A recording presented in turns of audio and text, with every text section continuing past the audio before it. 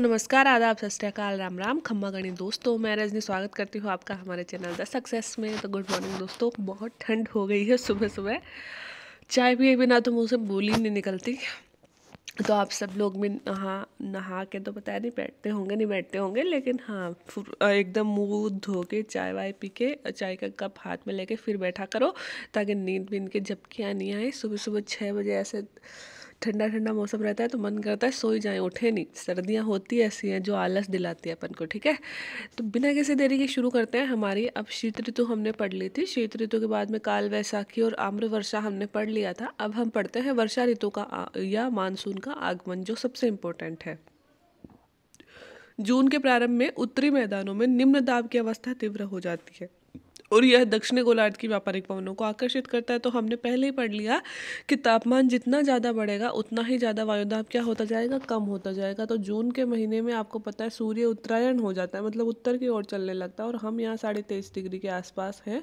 तो जब हमारे यहाँ पे हमारी इधर सूर्य आ रहा होता है तो तापमान हमारे यहाँ पे बहुत ज़्यादा हो जाता है, और तापमान जितना ज़्यादा होगा वायुदाब उतना ही कम होगा। और जून के महीने में तापमान चरम पे होता है, इसलिए वायुदाब अत्यधिक न्यून हो जाता है। और जितना ज़्यादा न्यून वायुदाब होगा उतना ही ज़्यादा क्या करेगा वो, कि दक्षिणी व्यापारिक जो पवने हैं उनको आकर्षित करेगा। जैसे ही दक्षिणी व्यापारिक पवने भूमध्य रेखा को पार करेंगी तो फेरल का नियम लगाते ही वह अपनी दिशा से दाईं ओर मुड़ जाएंगी, और हमारे भारत में ये भारत है, और यहाँ पे वो दक्षिणी पश्चिमी मानसून के रूप में भारत में प्रवेश करती है। यह दक्षिणी गोलार्ध की व्यापारिक पवनों को आकर्षित करता है। ये दक्षिणी पूर्वी व्यापारिक पवनें दक्षिणी समुद्रों के ऊपर उपोष्ण कटिबंधीय क्षेत्रों में उत्पन्न होती हैं। चूंकि ये पवनें गर्म महासागरों के ऊपर से गुजरती हैं, इसलिए इस महाद्वीप में बहुत अधिक नमी लेकर आते हैं। क्यों? ये पवनें हमेशा ये जो पवनें महासागरों के ऊपर से गुजर कर आती हैं, और महासागर थोड़े गर्म होते हैं, अपने साथ में आर्द्रता लेके आती हैं। ये पवनें तीव्र होती हैं और 30 घंटे प्रति औसत के वेग से चलती हैं, और सुदूर उत्तरी पूर्वी भाग को छोड़कर ये मानसूनी पवनें देश के शेष भाग में लगभग 1 महीने में पहुंच जाती है। तो ये देखिए, आप इसको यहाँ पे दिखा भी रखा है कि यहाँ देखो, ये तो तमिलनाडु वाला एरिया है, इसमें तो वापस जाते टाइम मानसून आएगा, और इधर तो वापस जाते टाइम आएगा। ये वापस का इतना नहीं दिखा रखा। हाँ ये देखो, ये केरल में 1 जून को प्रवेश कर जाती है। ठीक है, और उससे केरल के ऊपरी हिस्सों में, ये केरल में तो 1 जून को प्रवेश कर गया मानसून, फिर थोड़ा ऊपर चले 5 जून को कर गया, फिर इधर चले 10 जून को कर गया महाराष्ट्र के आसपास। ठीक है, और फिर हमारी तरफ चले उत्तरी भारत में तो 15 जून को कर गया। फिर हमारे राजस्थान में लगभग हम 1 जुलाई के आसपास मानसून प्राप्त करते हैं, और फिर 15 जुलाई। और आप इधर देखोगे उत्तरी पूर्वी भारत में भी केरल के साथ ही 1 जून को 5 जून को प्रवेश कर जाता है ना मानसून, क्योंकि पवनें हमारे बंगाल की खाड़ी से भी आती है और अरब सागर से भी आती है, दोनों तरफ से भारत में प्रवेश करती है। तो इतना समझ में आ गया होगा।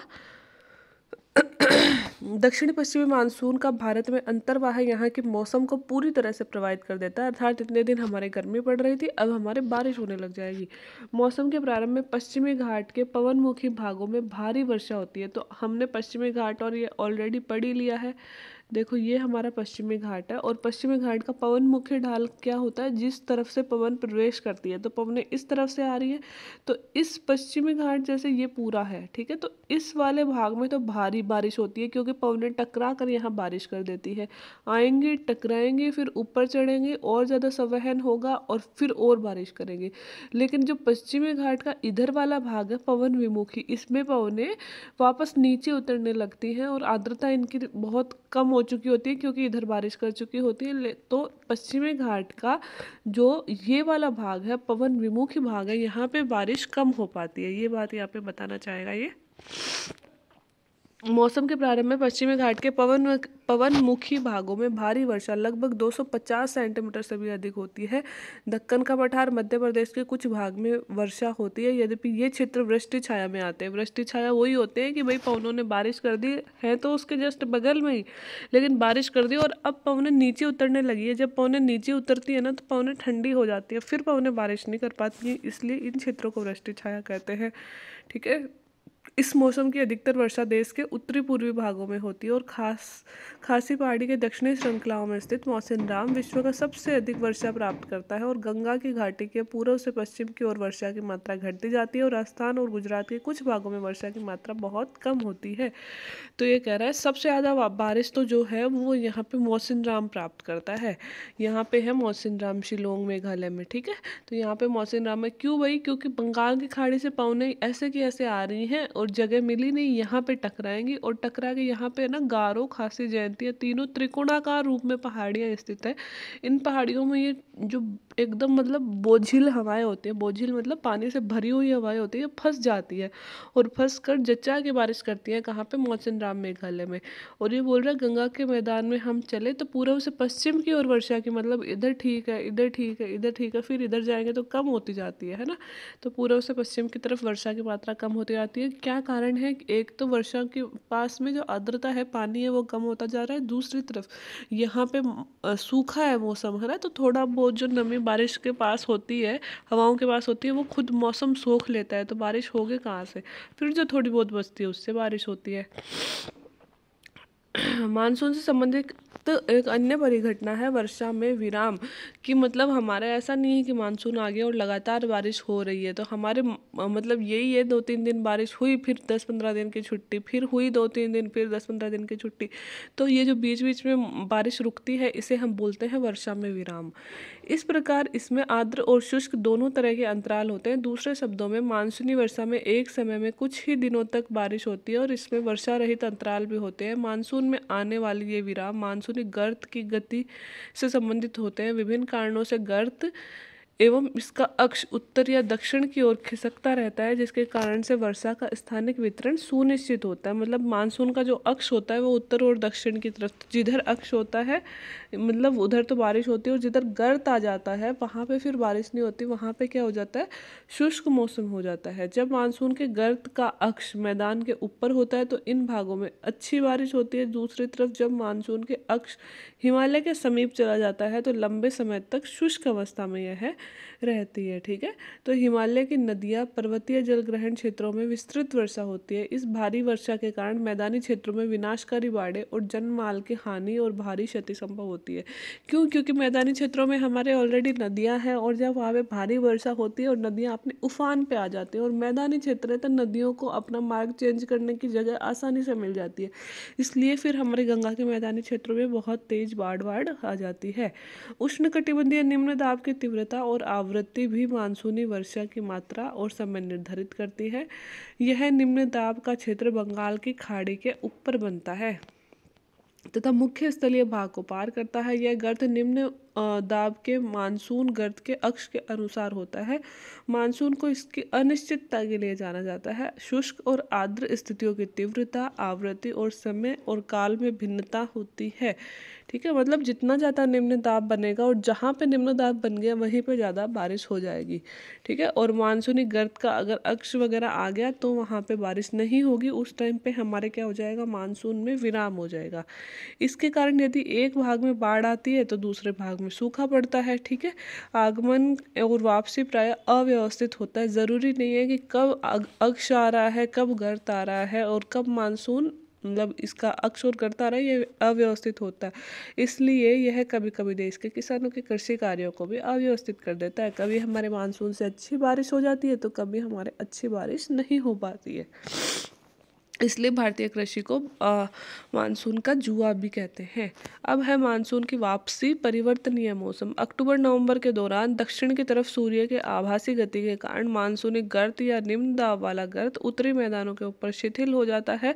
धीरे धीरे उच्च दाब प्रणाली इसका स्थान ले लेती है और दक्षिणी पश्चिमी मानसून शिथिल हो जाते हैं, धीरे धीरे पीछे की ओर हटने लगते हैं और अक्टूबर के प्रारंभ में मानसूनी पवनें उत्तरी मैदान से हट जाती है। अब होता क्या है दोस्तों कि ये जो 0 डिग्री है ये 23.5 उत्तर 23.5 दक्षिण, तो 23.5 तक आके चमकता है सूर्य। अब क्या होता है कि सूर्य वापस जाने लगता है। कब? 21 जून को 23.5 डिग्री पर चमक लेता है और 21 जून के बाद में वापस मुड़ जाता है ना। और 23 सितंबर को सूर्य भूमध्य रेखा पर वापस पहुंचता है। 23 सितंबर के बाद में सूर्य मकर रेखा की ओर जाने लगता है, और जब सूर्य 23 सितंबर के बाद में मकर रेखा की ओर जाने लगेगा तो हमारे पड़ने लगेगी यहाँ पे सर्दी, क्योंकि सूर्य हमसे दूर हो रहा है तो गर्मी हमें मिल नहीं पाएगी। जब सर्दी पड़ेगी तो भारत में हमारे तापमान कैसा हो जाएगा, कम, और वायुदाब कैसा हो जाएगा, ज़्यादा। तो अब यहाँ पे उच्च तो वायुदाब हो गया और तापमान कम हो गया। तो उच्च वायुदाब हो गया तो पवनें किधर से चलती है, उच्च वायुदाब से निम्न वायुदाब की ओर, अर्थात भारत के स्थलीय भागों से पवनें चलेंगी समुद्र की ओर, और स्थल से समुद्र की ओर चलेंगी पवनें तो उनके पास पानी रहेगा या नहीं रहेगा, ऑब्वियसली नहीं रहेगा। इसलिए क्या हो जाता है, सर्दियों में हमारे शुष्क मौसम होने लगता है। अक्टूबर और नवंबर का महीना गर्म और वर्षा ऋतु से शीत ऋतु में परिवर्तन का काल होता है। अक्टूबर और नवंबर का महीना गर्म भी होता है और वर्षा से शीत ऋतु में हमारा मौसम बदल रहा होता है। मानसून की वापसी और आगमन साफ और तापमान में वृद्धि हो जाती है। मानसून की वापसी से आसमान तो साफ हो जाता है और तापमान में क्या हो जाती है, थोड़ी वृद्धि हो जाती है। दिन का तापमान उच्च रहता है जबकि रातें ठंडी और सुहावनी। लगभग हमने पिछले 1-1.5 महीने ऐसा ही, अभी तो जैसे नवंबर लास्ट आ गया तो थोड़ी ठंड होने लग गई, दिन में भी ठंड रहती है। बाकी हमने यही नवंबर शुरू में हमने देखा था कि दिन तो गर्म रहते थे, रातें ठंडी हो जाती थी। स्थल अभी भी आर्द्र है। उच्च तापमान और आर्द्रता वाली अवस्था के कारण दिन का मौसम असह्य हो जाता है, क्योंकि अभी बारिश की ऋतु जस्ट गई है तो है ना, जो शुष्कता है वो पूरी तरह से आ ही नहीं है, तो दिन में हमारे थोड़ा असहनीय घुटन भरा मौसम हो जाता है। क्यों? क्योंकि मौसम में आर्द्रता अभी भी है। इसे सामान्यतः क्वार की उमस के नाम से जाना जाता है। क्या कहते हैं हम इसे? क्वार की उमस। कौन से महीनों में? जो अक्टूबर नवंबर सितंबर अक्टूबर नवंबर में दिन में उच्च तापमान हो जाता है, आर्द्रता होती है तो असहनीय अजीब सा मौसम हो जाता है, इसे हम क्वार की उमस के नाम से जानते हैं। अक्टूबर के उत्तरार्ध में विशेषकर उत्तरी भारत में तापमान तेजी से गिरने लगता है। ठीक है, तो अक्टूबर के उत्तरार्ध में जैसे जैसे अक्टूबर जाने वाला होता है, नवंबर शुरू होता है तो तापमान तेजी से गिरने लगता है, अर्थात ठंड अच्छी खासी आने लगती है। मौसिनराम विश्व में सबसे अधिक वर्षा वाला क्षेत्र है तथा स्टेलेक्टाइट और स्टेलेग्माइट गुफाओं के लिए जाना जाता है। चूने के निक्षेप से स्टेलेक्टाइट और स्टेलेग्माइट बनते हैं। वो कैसे बनते हैं तो हम जब पढ़ेंगे, जब हम भूमिगत जल के कार्य पढ़ रहे होंगे। ठीक है, तो आप अभी याद रखो कि विश्व में सबसे ज़्यादा बारिश होती है हमारे मौसिनराम जो मेघालय में स्थित है, और स्टेलेक्टाइट और स्टेलेग्माइट गुफाएं भी यहाँ पे बहुत सारी पाई जाती हैं। फिर नवंबर के आरंभ में उत्तर पश्चिमी भारत के ऊपर निम्न दाब वाली अवस्था बंगाल की खाड़ी में स्थानांतरित हो जाती है। मतलब जो निम्न दाब भारत के ऊपर बन रहा था वह भारत के ऊपर तो अब उच्च वायुदाब हो जाता है, और निम्न वायुदाब कहाँ चला जाता है? बंगाल की खाड़ी में। यह स्थानांतरण चक्रवाती निम्न दाब से संबंधित होता है जो कि अंडमान के ऊपर उत्पन्न होता है। ये चक्रवात सामान्यतः भारत के पूर्वी तट को पार करते हैं, जिनके कारण व्यापक और भारी वर्षा भी होती है।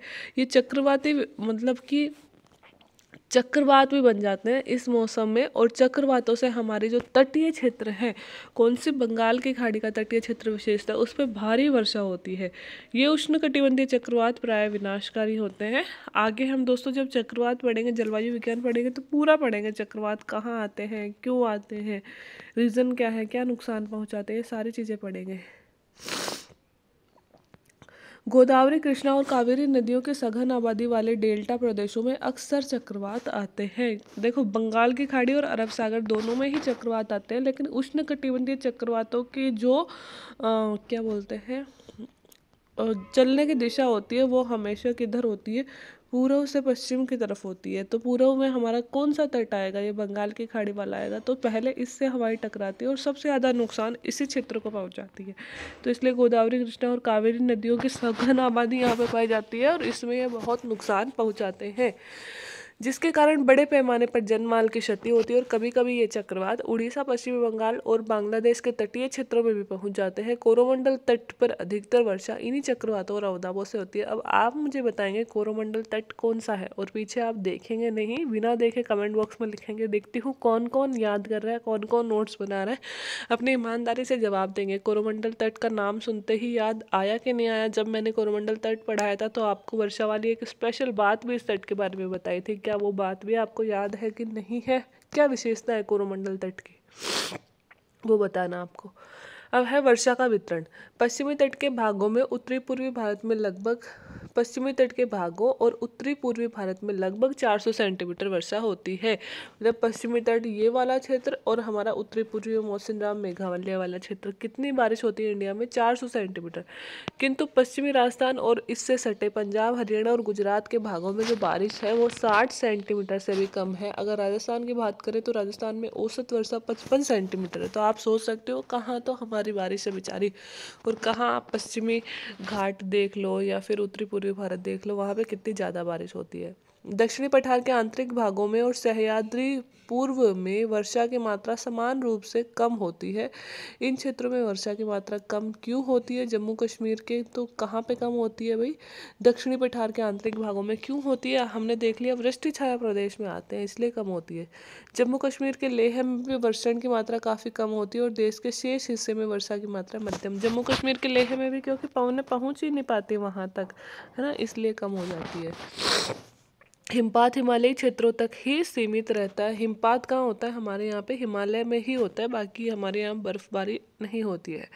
मानसून की प्रकृति के परिणाम स्वरूप एक वर्ष से दूसरे वर्ष में होने वाली वार्षिक वर्षा में भिन्नता होती है। वर्षा की विषमता निम्न वर्षा वाले क्षेत्र जैसे कि राजस्थान, गुजरात तथा कुछ अन्य भाग तथा पश्चिमी घाटों के वृष्टि छाया प्रदेशों में अधिक हो जाती है। मतलब ये तो है कि पश्चिमी घाट के पश्चिमी तट पे और उत्तरी पूर्वी भारत में तो वर्षा होगी। विभिन्नता भी हमारे राजस्थान, गुजरात में और ये वृष्टि छाया वाले प्रदेश है इनमें ही पाई जाती है। कभी तो ठीक वर्षा हो जाती है और कभी बिल्कुल ही नहीं होती।